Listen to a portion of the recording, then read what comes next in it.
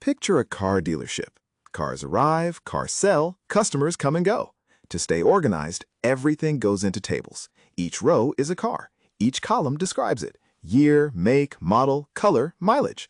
Customers live in their own table, and sales connect who bought what, when, and for how much.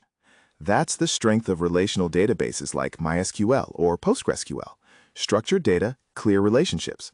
With joins, you can quickly answer questions like which car sold last month or who bought a 2024 SUV.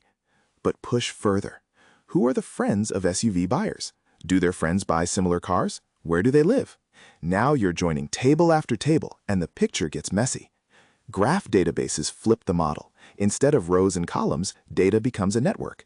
People, cars, and neighborhoods are nodes, connected by relationships. In a graph database, those relationships are stored directly, so exploring connections feels natural and fast. Rule of thumb: SQL organizes records. Graphs explain how everything connects.